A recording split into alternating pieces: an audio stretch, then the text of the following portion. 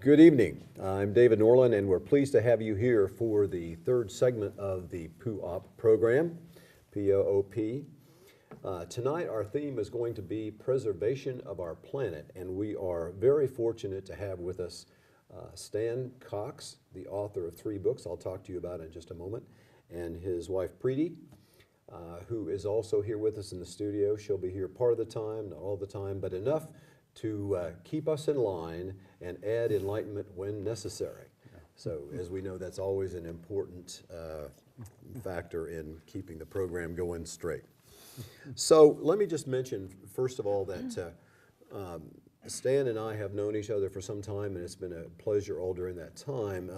Might relate to another one of our titles, the preservation of our principles, because Stan has been a stalwart defender of some of the same principles that I and others have stood for. And in general, we're hoping to have a more enlightened planet and one working toward preservation of that planet.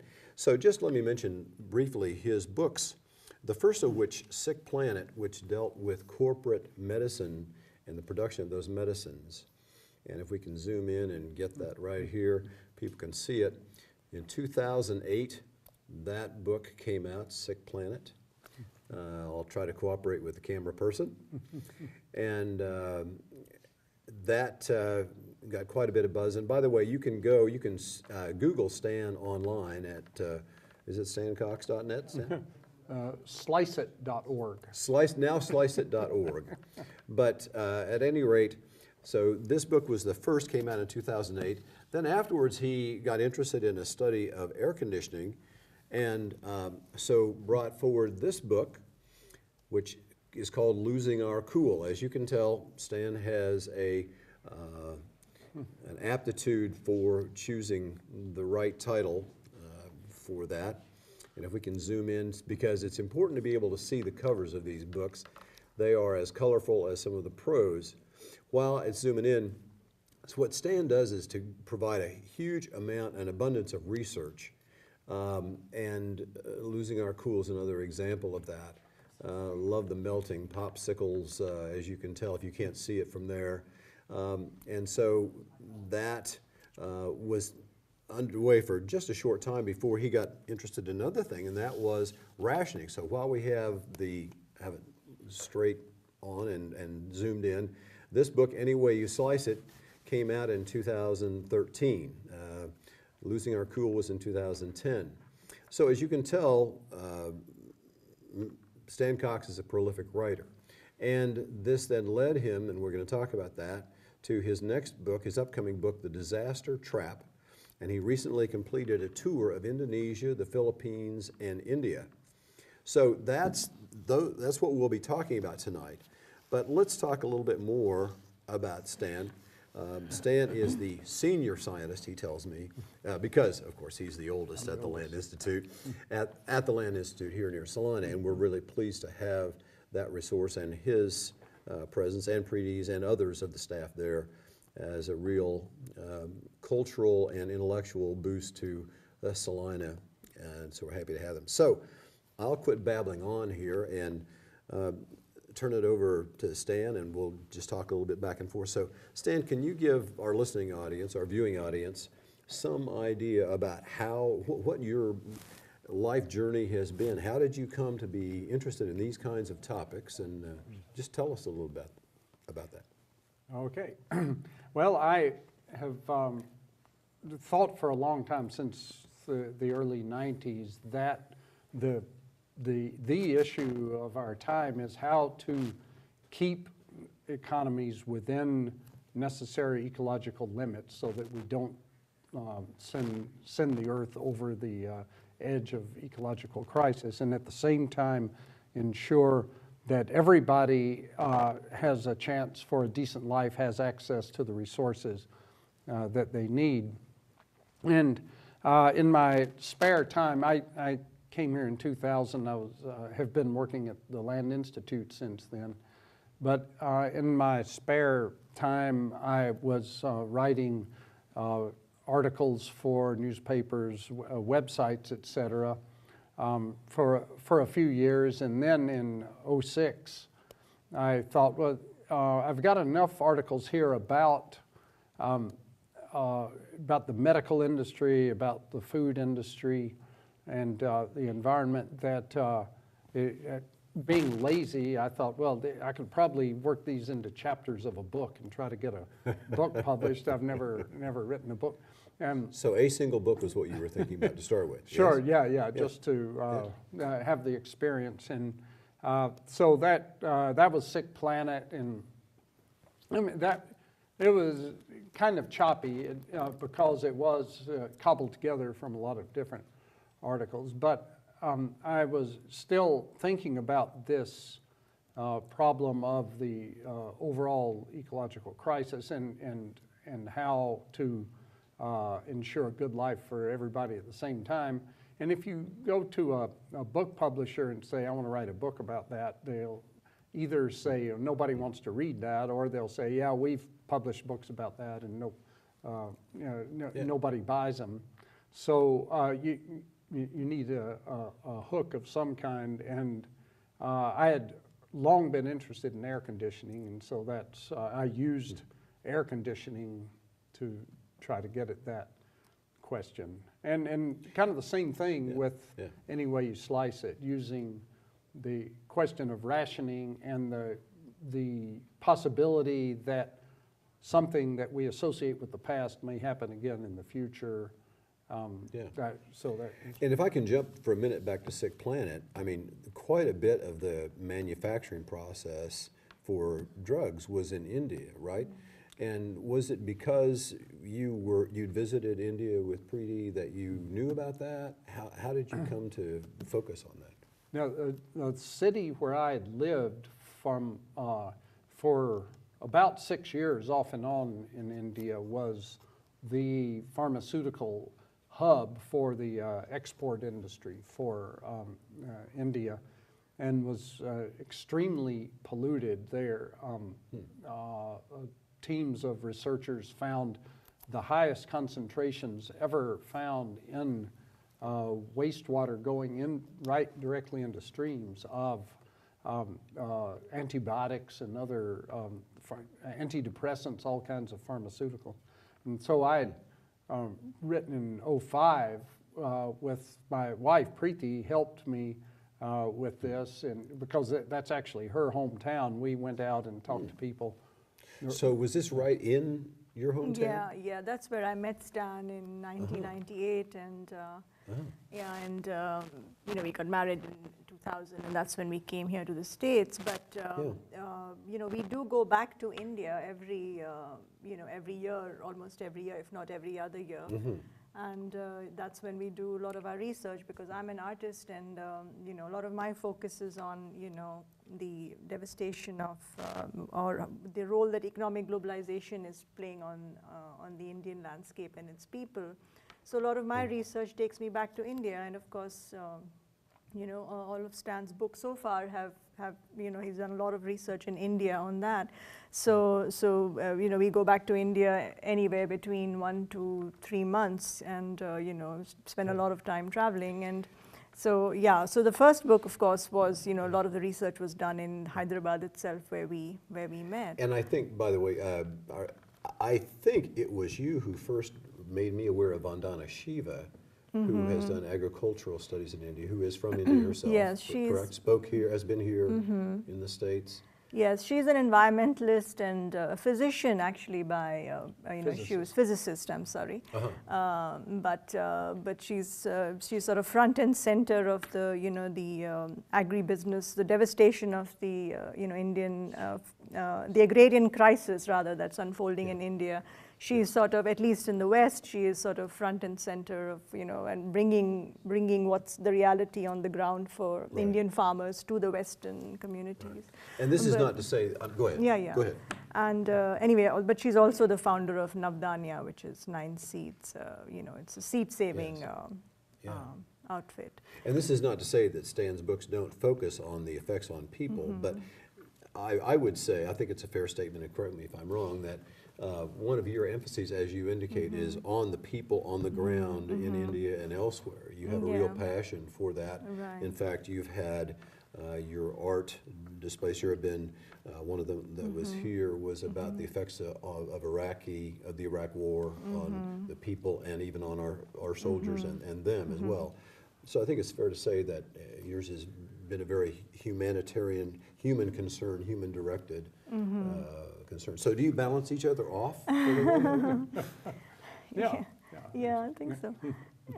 Yeah, and it's interesting because, all of the books that Stan has, all the issues that he's addressed, they have to do whether it's food or medicine or, rationing. I mean, all these, things are resources that we all need to, to survive. But majority of the, big chunk of the population is already, sort of in dire straits and are, being affected by over resource use and all that. I mean, but I think Stan will talk about how his latest book, we're people like us, will be more affected. Yeah. Right. So is it a matter, just real quickly, of you're saying, Stan, here, you need to head that direction, do the research, or is he already headed that direction and you just have to sort of guide him and say, well... No, I'm just his translator, in India. Okay. Yeah. Well, that is handy. Yeah. It helps a lot. All right. Yeah. And especially one who's intimately acquainted with your idiomatic right. expressions, right? Yes.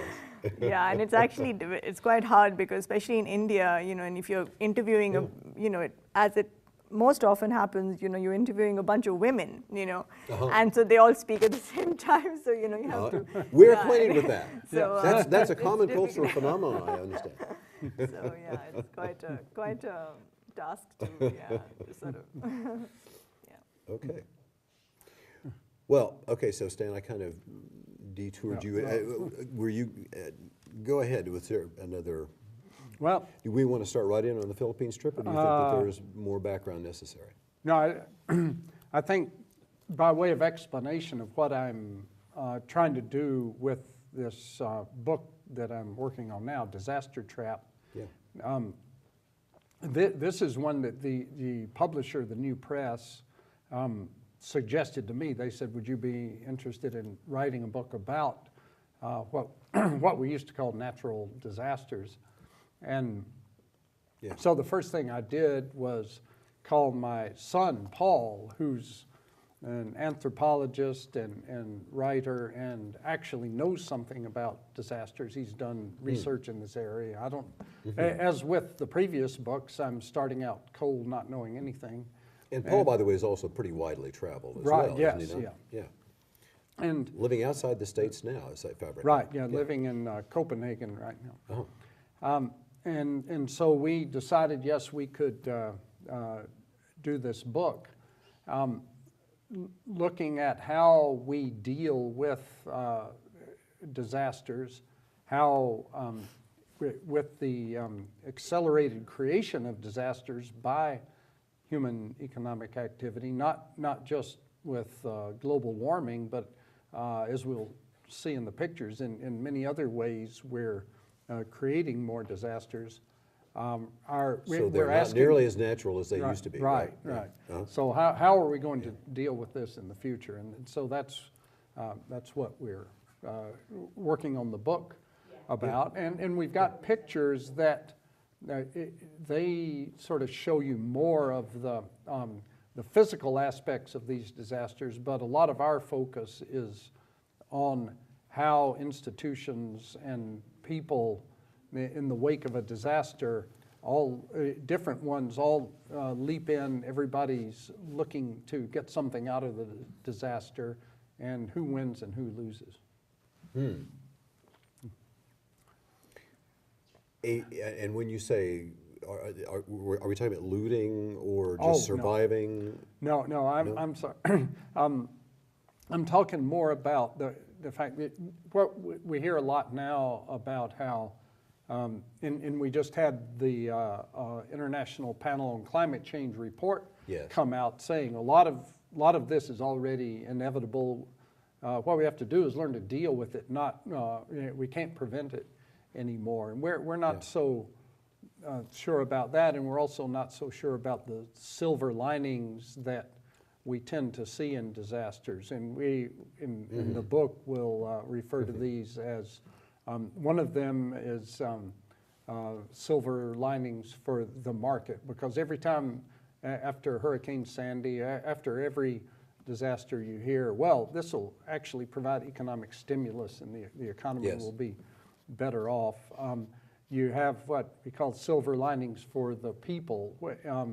We always hear stories about how people come together and there's a sense of community, and people behave much better than they do in other times. And then there's a silver lining for government. It's the one time when everybody looks to the government, trusting in the government to help out, and governments can show their competence or incompetence in some cases. But so we're questioning all of those silver linings, as well as the biggest silver lining of all, which is the hope that many environmentalists have, that if we just have a disaster big enough that it will wake people up. It's sort of the wake-up call silver lining, that we just need a disaster a bit bigger than Sandy. That didn't quite do it. A bit bigger than Haiyan, the super typhoon that hit the Philippines. We need something really big, and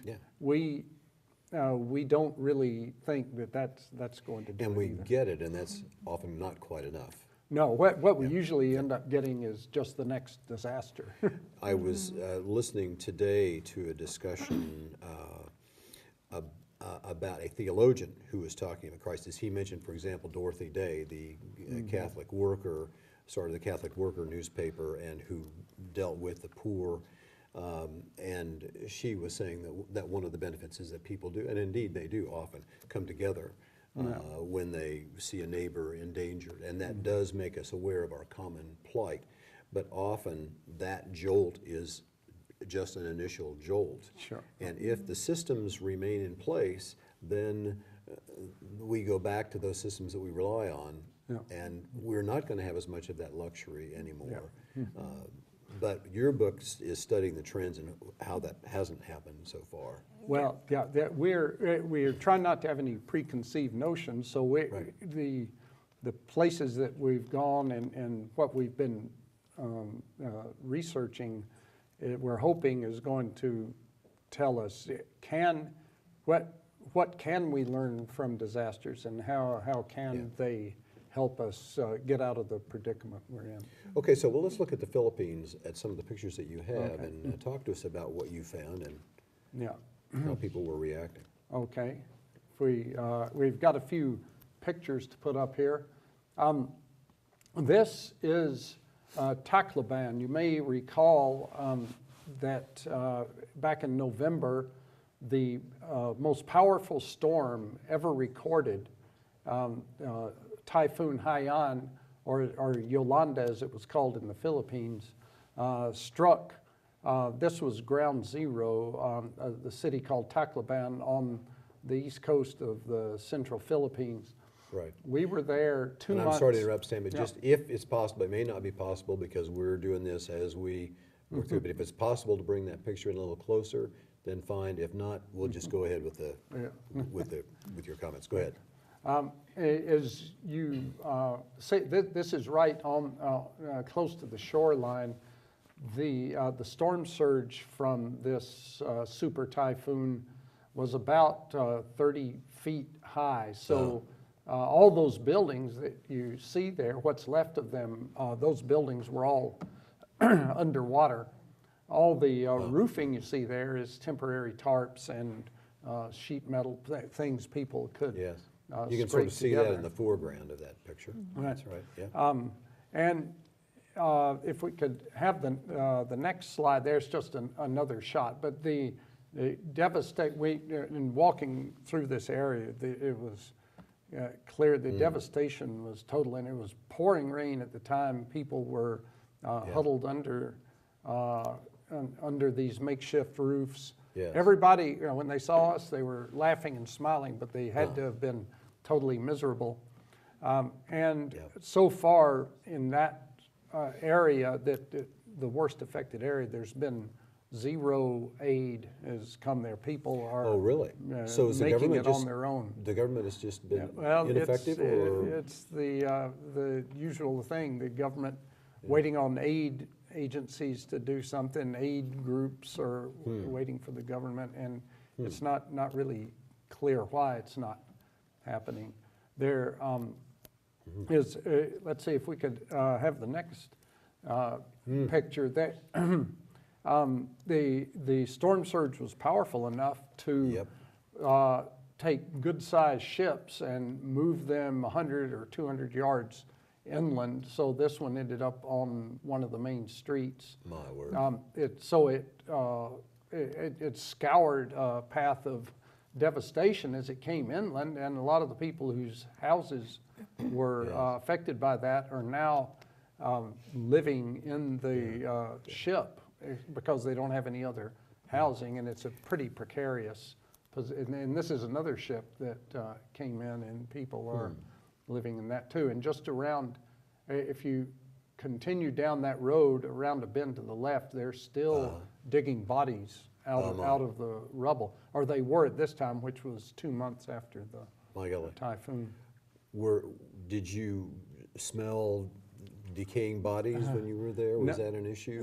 Not where we were. There were some guys standing there in the area, and they said, you don't want to come back here. And we said, we'll take your advice. And, yes. And we didn't go. But if we look at the next picture, we did meet up with Judith Buhay, the woman in the pink shirt there, who is a community leader in this neighborhood. They're divided up into barangays, or neighborhoods, and she is one of the leaders in Barangay 37. This was their community gymnasium, which is now totally devastated. And Can we stay on that picture for just a minute? Can you bring that back? There's a tremendous, as you might imagine, tremendous solid waste disposal problem, and so trash is piled like this everywhere out by the... Yes, it looks just like a dump, right, which is what it is, I guess, right? People had to get all this stuff off their property. Some people are trying to rebuild, and it's... Are they just trying to salvage then out of that? I imagine just people storage? Seeing what... And they are trying to gradually haul this solid waste out. There's a gigantic landfill-looking area out by the bus station. It's a real mess, and it's pouring rain.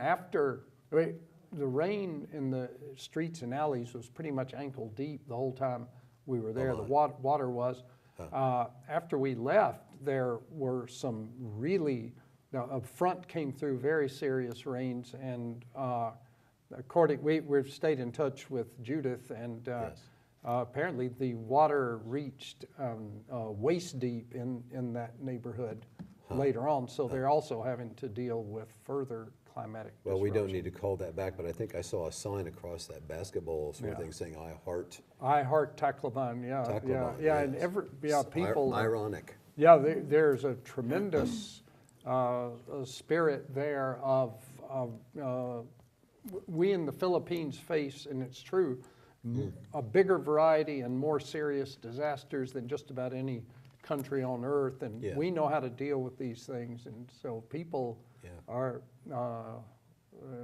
on the outside anyway feeling very strong in the face of it.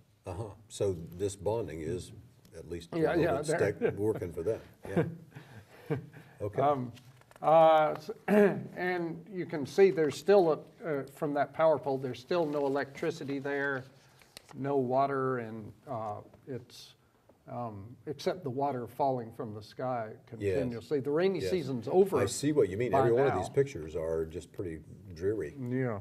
And the next picture will show how people are building. They haven't gotten any aid, but people who managed to afford it and get a few building materials are trying to build their houses back. This is a problem for the government because they've declared a 30-meter clear zone from the shoreline in case of another storm. But 30 meters isn't going to do very much when that 30-foot storm surge went in 200 I'll meters. say. But in any case, people are saying, no, we have to rebuild where we are. And the next picture will show why a lot of the people in that neighborhood make their livings in the vegetable market, which Oh, you yes. can see despite the mangled roof and the destruction there is back in business. And You know, and the blue tarps, I don't know if that was the case previously with the ship, but there was the blue tarp like Yeah. that. Was that ship right beside a market of this kind, or was that No. just an accidental blue tarp? yeah, the whole city is pretty much blue tarps. Oh, okay. And, Yeah. and even advertising banners are being used as tarps, all kinds of things. But people are saying they're building some temporary housing on the edge of town, and they're saying, no, because we have to work here, and we need to be close to our work. Let's see, if we go to the next slide, here it is. We went about like a trip from here to Kansas City, at least that distance, but involving several ferries and buses, takes you from Tacloban to the southwest to a small island called Bohol, which a month before that super typhoon hit, Bohol was hit by an earthquake, magnitude 7+ earthquake, which was extremely devastating. That fortunately they were a little bit protected from the typhoon, so that didn't hurt them very much. In the next picture, we went by several church. This used to be a church, several century old church, one of the great landmarks in that area. This one and the next slide are all that's left of them. As you can see, that one basically turned to powder because they were built of unreinforced adobe. And a little farther up the coast, this is one of the most amazing sights. The earthquake lifted the west coast of this island enough so that where you see that division between the dark and the light on that embankment there, that top of the light part used to be low tide and the top of the dark part used to be high tide. Now there are a couple of 100 yards of extra land there that nobody has developed yet. But this, for a long stretch along the coast, that earthquake actually created dry land. So it simply raised that whole section up out of the water. Yeah. Yes, okay, and there's another vivid illustration. Well, that is the fault line. This was at the epicenter of the quake, and that's my son Paul, and you can see that grassy area at the top of his head used to be connected to that piece of grassy area at his feet. And with the next slide, we can see a young woman who, that is her family's property. She had been working in Manila, which is 600-700 miles away. She had been working there for quite some time to earn enough money to build this little house on her family's land. And now she was saying that it's going to take another year or two of work because of the damage to it. One of the aid people told us that the new housing that they're building for people, they're starting with temporary housing that is just concrete, just waist high, about like the lower part of her building, and then lightweight material, bamboo, wood, et cetera, above that, because people still, they don't want to be sleeping inside under concrete. And then they say— Which might be pretty smart. Yeah, and eventually then they could use that as a foundation to build the rest of the house. And I know when we looked at the picture previously, we were both commenting, and I don't think it's necessary to go back to the picture, but we're not talking about cement block like you might see in the United States. Right. This was about maybe a hand width. Right. So concrete, but not substantial. Okay. So that those were the couple of disasters we were doing some research on in the Philippines. Okay. And, you know, Priti, while you're still here with us, before we go to the next segment, One thing that struck me during the commentary was that as you were talking about, Stan, about being 30 meters away from the shore, it's pretty hard to remove people from the place where they have always been, where their activities are centered, regardless of what the disaster threats are. And haven't you found that also, that people, there's this connection to home that is hard to in a lot of cases, fishing communities, you know, for them that's their livelihood. So I'm sure that in the Philippines, I don't know if you met with any fishing communities while you were there. Right, that's another case in which, another case is people farming on slopes of volcanoes. Oh, really? People think, well, you're crazy to do that, but that's where the most fertile soil is, and all the land in the valley is may be taken up by agribusiness, cash crops, and so forth, and people think, well, we don't have a choice. Let's take the risk. And that's something else we can come back to, is the ownership of large plots of the most fertile land by corporations and people who have the deep pockets, who essentially have control of that. So it's hanging on to the fringes, perhaps where the disasters hit first, but still people's connection to that land and trying to cling to it no matter what. Okay, are we ready to break for this segment? Yeah. Priti, thank you for being here. We'll go to the you. next segment, come back, talk about Indonesia. All right. Okay, Stan, so you said that Indonesia is really a relatively short flight, given the ones you've been used to, 3 hours from the Philippines. But other than that short flight, why would you go to Indonesia? Was it your idea? Was it Paul's? What? Well, when we set out to write a book about disasters, the first thing, one of the first things I thought of was we've got to go to island of Java, in the main island of Indonesia, because there we have one of the most vivid and really bizarre examples of how natural disasters, disasters that look natural may not be natural. In this case, in May of 2006, in a kind of very economically active, densely populated suburb of one of Indonesia's cities, suddenly there burst from the ground an eruption of mud water slurry, boiling hot, coming up out of the ground. And eventually, over the next couple of years, that eruption continued and covered about a 3 square mile area where 40,000 people used to live, up to 50 feet deep now in this mud. It just came out in. So a slow motion mudslide instead of the one like in Washington. Right. Yes, It's very well, very not much, really a mudslide even, really a mud. Yeah, it's engulfing. a clay water mixture that has come up from deep below the ground. But And by the way, how did you find out about this?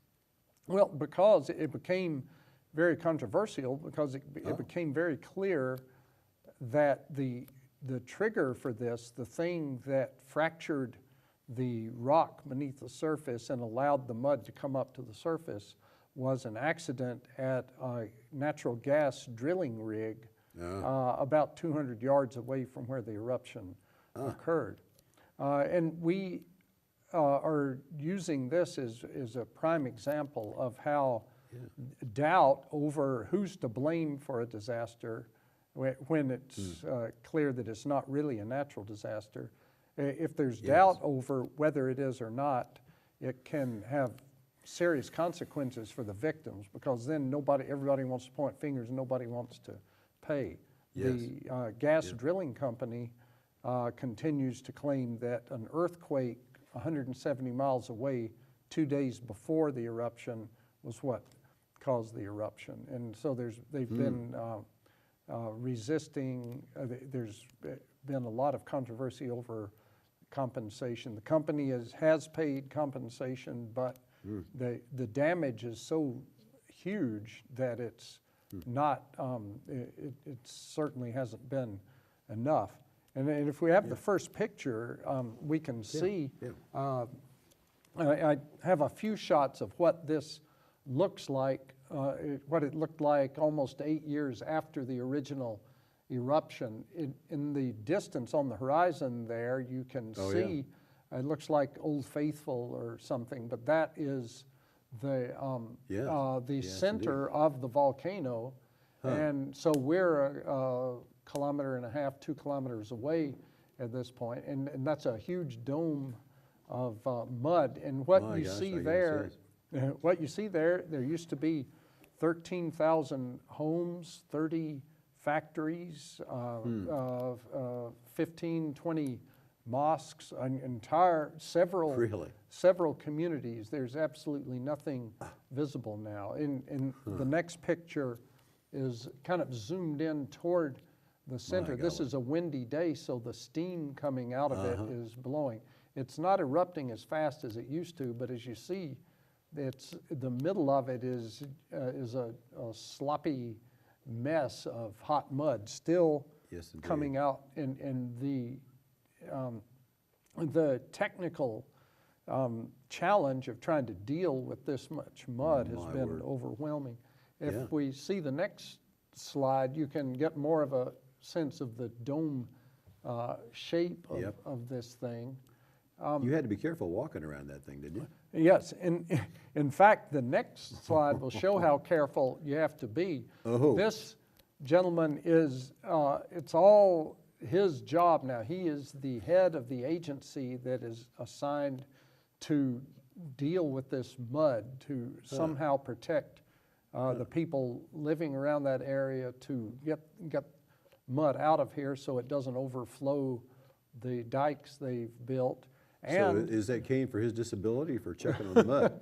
That's a perceptive question. That cane is, you can see those little wet spots. That is where all over the surface of this, it continues to be water bubbling up from below. So it's this part of this mud dome is firm enough to walk on, but if you step in one of those wet spots, or you step in a place where he has pushed his cane in and it just sinks right in, then you'll be like those cartoons when they go into the quicksand. But so you're sort of walking on thin mud here. But he wanted to take us to see how far we could get, how close to the center of this.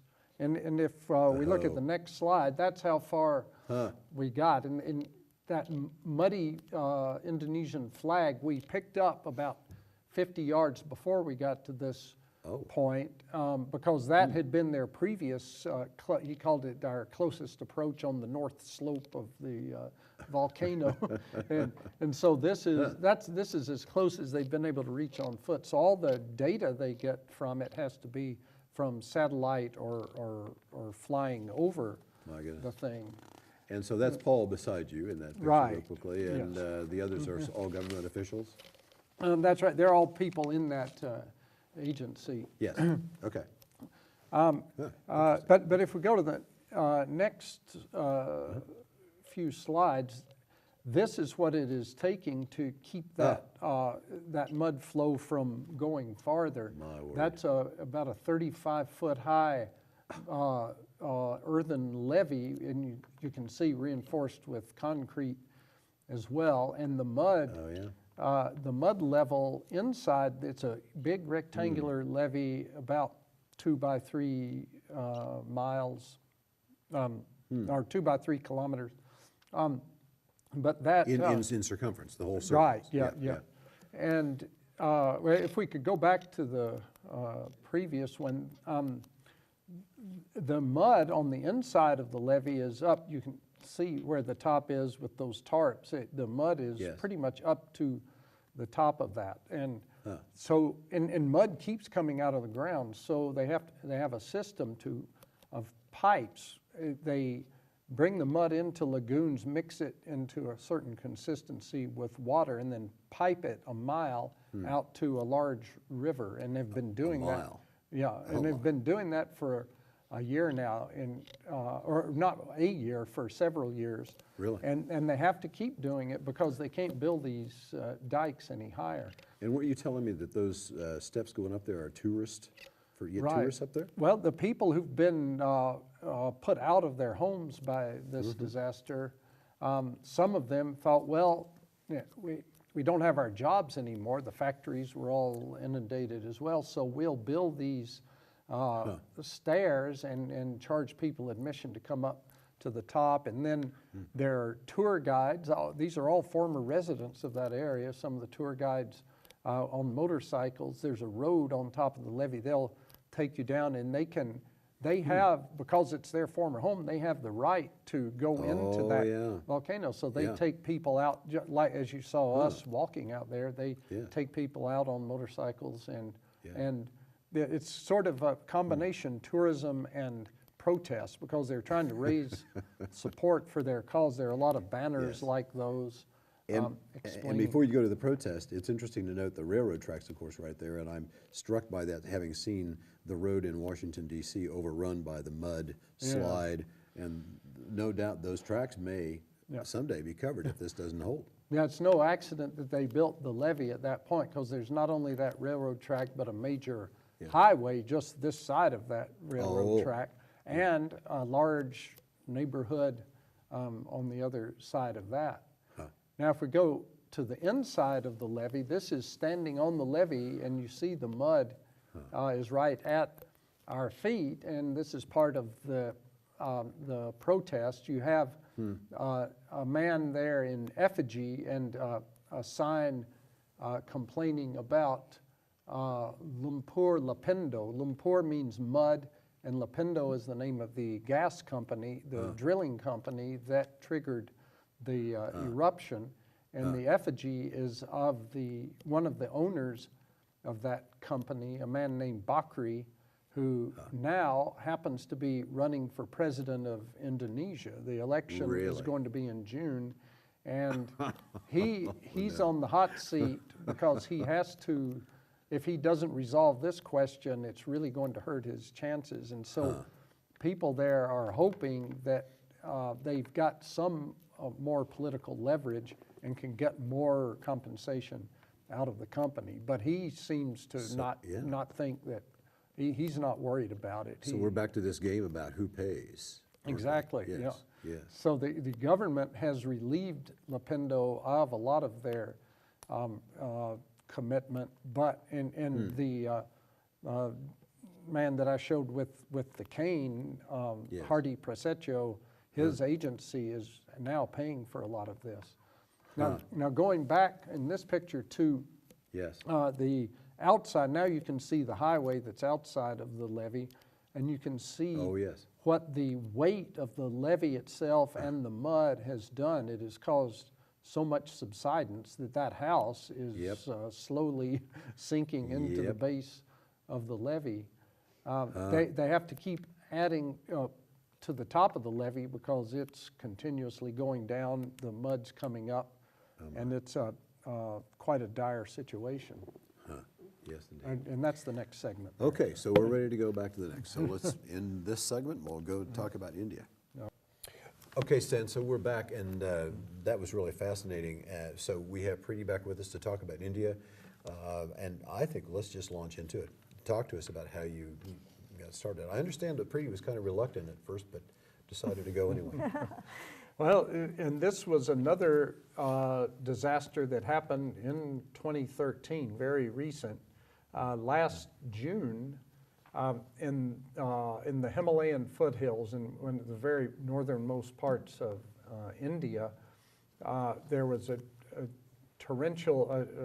series of torrential rainfall days, and with unusual warmth there as well. And in where the four main tributaries of the Ganges originate, the holy Ganges River, its four main sources are up in the glaciers in that area. And then all of those, along all those tributaries, there was bad flooding, but along one in particular, there was a problem because of the warmth and the rain. The glacier that was backing up a large lake and had for a very, very long Centuries? time. Perhaps centuries? Right, it melted completely. That lake suddenly emptied out and went down the narrow gorge of the river, 120, 150 miles, causing utter devastation the whole way down. But some of the worst damage, as you might expect, was up in the high mountains where, Yes. in the top part of the the river. Yes. It became a much bigger human disaster because that area is a very popular tourism and pilgrimage spot, and one of India's most famous temples is at the head of that river, and that lake emptied out right on top of that when there were tens of thousands of people in the area. And it's another case of... Did it hit the shrine itself? It did, yeah. The shrine wasn't damaged. No, it wasn't. Apparently, one of the boulders just sort of stopped just behind the Kedarnath temple. Well, And but we so, of can't course- all count on divine intervention of that kind. can we? Right, yeah. Yeah.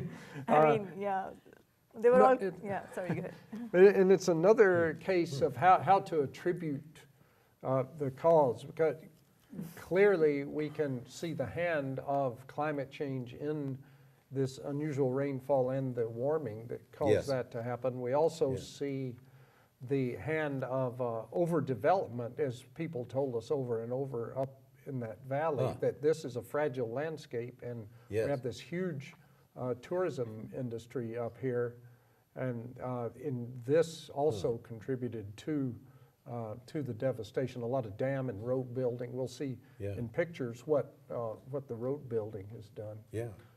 Sort of weakened the struts, so to speak, of the, Yeah. yeah. Well, Okay. yeah, if we could Let's go. see the first Yeah, let's picture, we're looking upstream along this river. This is in the dry season. so Streams it's to a the right, dry is riverbed. that correct? Right, the stream is over on the right-hand side. Yeah. You see a small town on the left-hand side. Right. That town used to be much bigger than that. It extended much farther to your right. But when the torrent came down the river, it buried about half of the town in rubble. A lot of the rubble came from that gray slope you see. Oh, Yeah, yeah, so so the that big was landslide, torn away yeah. then. Yeah, that was a gigantic Yes. landslide that came down at Yes. about the time the wall of water came rushing through, and it totally buried. In a few minutes, we'll see pictures of what it did in that town. But this looks like just a big dry riverbed, but a lot Yes, of it that that rubble is new. That's what came down with the flow. Was there town right here in front of us where we're seeing it, or was it no. more back where the town is? Back where you see it, but extending well to the right, up to the banks of the Yes, river. right, okay. Go ahead. And the next picture is the Pilgrim's Trail that goes up 15 kilometers from the last place you can drive. Then you walk the last 15 kilometers up to the shrine. And this trail was also damaged to the extent that people had a hard time getting out when the temple was hit by the flood. The next picture is the last village before that trail begins, and you go up to the shrine. And once again, the lower part of that village is just Yes. gone now. It was Yes, it is. totally gouged out, and there is hardly anybody in that town. There are a few guys hanging around, but there's no. It's become inaccessible. The roads are out, see. the trails are out, and the tourist business is in big trouble. In fact, the next picture will show what shape the roads are in. Oh, my goodness. This was the gorge road. It was the road. As you see, we were able to get this far on foot, but eventually we had to climb up the hill and get onto the Pilgrim Trail. Looks pretty precarious to me. Yeah, the I whole didn't sides accompany of them on mountains went in. Pretty, were you taking the picture? No, I wasn't. Yeah. I didn't accompany them on this stretch I because it see. was too much. I had no idea what the trail was going to I be see. like, so I I see. decided Yeah. to. But the people in wisely that village, decided. then, there was no economic reason or other reason to stay. Right. The Yeah, previous it's picture. a tourist. I mean, it's only during the pilgrimage season, which is from end of April, early May to end of October, early November. That's when, except for the monsoon months when it rains down heavily. Yeah. But that's the the livelihood for most of the local Interesting. population They have to, there. Yeah. they have to live on that income the Yep. rest of the year. They're very worried now. They're rapidly trying to rebuild these roads. Sounds like Colorado. But everybody, you look at the shape the rebuilt roads are in, and the next monsoon season, they're going to be washed out again. If we could see the next slide, this is Oh, my word. a gap in the rocks where the river flowed through. So you can imagine when that huge wall of water went through there, it went no telling how high, but the road cut there on the right was totally inundated. And if we see the next picture, there are the tour buses and cars that happened to be there that day, where people had gotten out of those Yep. and started walking up to the temple, and those are stranded. There's no road. So they're just in or out. shells. The vehicles are Right, just shells. yeah. If you look at the next picture, there's some of the stuff that people had there on that day, and it's still lying there. Now the next picture is back downstream. We Yeah. actually had lunch in that building there, but if you look closely, the ground floor of that building is under rubble. Oh, really? What looks like the main floor there is actually the second floor.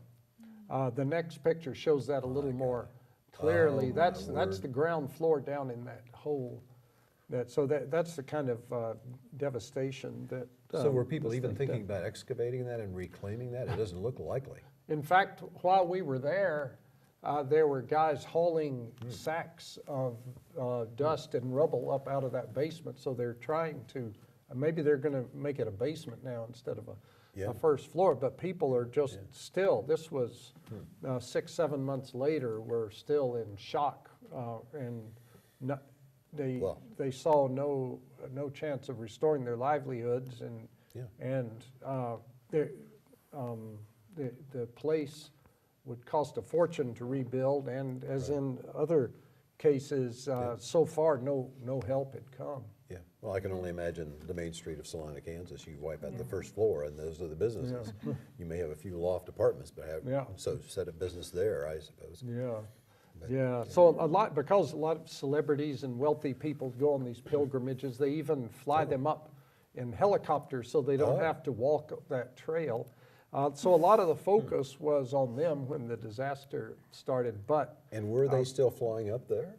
Well, after that? no, they're No, not they're now. They had to start using them for rescue. They were flying Yeah.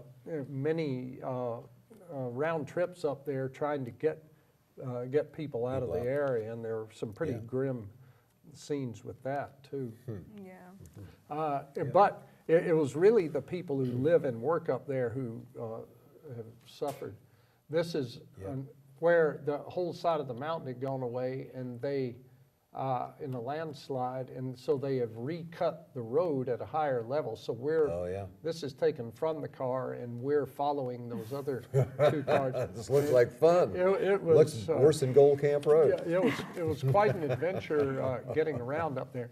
In the next picture, we see some guys from their version of the Army Corps of Engineers who were in the process of trying to restore that road up to the pilgrimage site, and they had some hair-raising stories to tell. And I'll bet. and you can see, look at the length of that landslide My that word, yeah.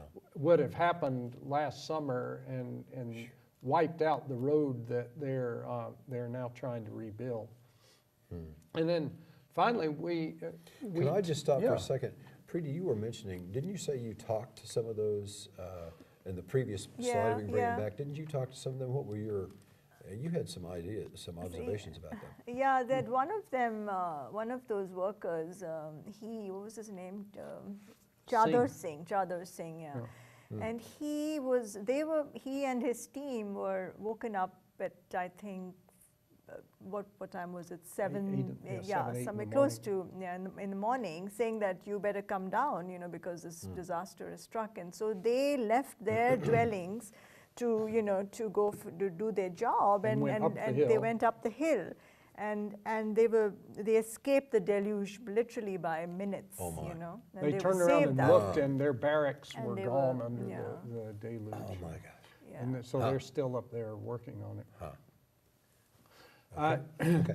But after that, this was up at 6,000 to 8,000 feet in the Himalayan foothills, and so we followed the course of the river, the Mandakini River, which flows into the Ganges, for maybe 120 miles or so in order to leave and go back to the flatlands. Yeah. And all the way down the river, it was these kind Boy. of scenes. That wall of water just kept going, all the way to Rishikesh on the Ganges. And you may remember Rishikesh was the city that the Beatles visited Oh. back in the 60s and sat at the feet of Maharishi and so forth. So it's a good thing they visited then. Yeah, right. So it's another pilgrimage city and it got flooded as well, that far away from the.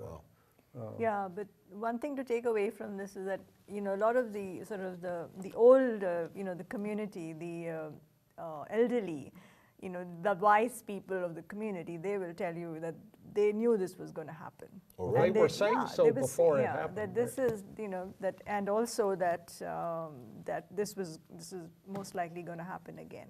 So were they saying that out of some religiously intuitive sense, not or no, very because spirituals. Because for them, the mountain is their, that's their god. I mean, they, Yes. so for them, what's being done to their forests and their mountains Oh, yeah. is, that is, they can see that, and it's all the see. helipads that are being built, Oh, and yes, the. yes. The dams that are being built, the mountain for, is very fragile. It can't sort of withstand that kind of, and in making it interference. accessible to people wealthy enough to come in on those pilgrimages, Yes. it sort of takes it away from them too as common people. Was that a fair statement? Absolutely, and it takes away from the whole meaning of the nature and that aspect. Not so much the Hindu gods or whatever. For them, that's a distraction from what's really going on. And What did Nandini say about having abused the earth, that the earth was? yeah, it was sort of it's vomit. It's vomiting it out. Oh, yeah, and, that vivid image. Yeah. And it was it's beautiful. I mean, and beautiful at the same time, devastating, because you're sitting there with these huge mountains, being surrounded by these mountains, and you can see the beauty as well as the destruction all happening simultaneously. And then you have these little pockets of resistance, like Nandini, this lady who started this little school where the little children from the age group of 5 to 16 come to this little nook and sort of learn from nature, I and see. it's so beautiful. But so these little children are and what they're teaching them is that what's happening around you is not the only way. There are other things to learn from. So all that, so those things kind of give you hope, but at the same time, you have these communities that have been living there for, or rather, what has sustained their lives is a pilgrimage, and unfortunately, yeah. that is sort of, it's what's been going on for years now to turn that around, and Yeah. I mean, it's a very huge. But with a huge larger population interested in coming there, a larger population that can afford it too, you magnify the effect of that then. It's sort of the multiplier effect of the world's population in a sense, is it not? We visit more and more havoc upon the very creation that we seek to revere. Right, exactly. So it's totally devoid of any meaning or any, real, so. Yeah. And Well, go ahead, Yeah, and it's Priti. business as usual, and so I think what Stan, I know, big part of his book is also what happens between disasters, how we, Yes. and that's sort of, crucial that it's the same old sort of, you're still building the same old things that, so you're not learning from past mistakes or. Yeah, and so to wrap up that discussion and add anything more that either of you would like to say, you want to embellish? Well, yeah, what we're seeing is that it's important to question the idea that these disasters are inevitable and they're just part of the life cycle or the business cycle, and the important thing is for society to be resilient and be able to bounce back from these things. But when you look at individual cases, what leaders and the powerful people are expecting is that the people who really take the brunt of these disasters, usually people without a lot of resources, they're the ones who are expected to be resilient. They're Yes. in cities around the world, if in places where flooding is a problem, those people happen to all Live live on in the the banks. low-lying areas. Yeah, In 30 feet places- away, 30 meters away. Yeah, places where landslides and quakes are a problem, they live on Yeah. the slopes, and the wealthy people Yeah. down below. and Yeah.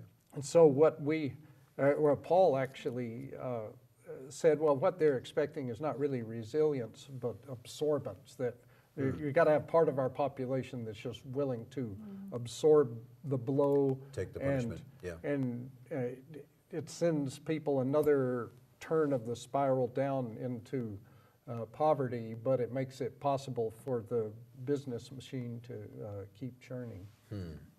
Yeah. Well, so are there any solutions to that? Or we don't have to have a solution. I guess it's up to us to figure that out, right?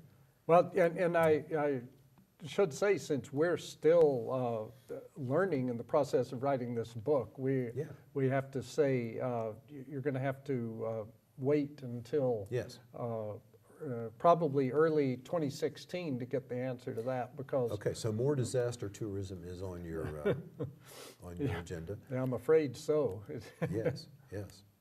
So stay tuned in the next year. Right. Priti, anything to add? No? Okay, well, thank you for being here very much, Stan. Priti, it's Thank been a you. real pleasure. Thank We have been talking about the preservation of our planet, and so listeners and viewers out there, hope you will give that some thought, and you can go to the name of your website again? Sliceit.org, and I don't sell knives there, but That's right. So go to sliceit.org and continue to investigate the work of the Land Institute. And again, so good to have you here. Thank you. Thanks.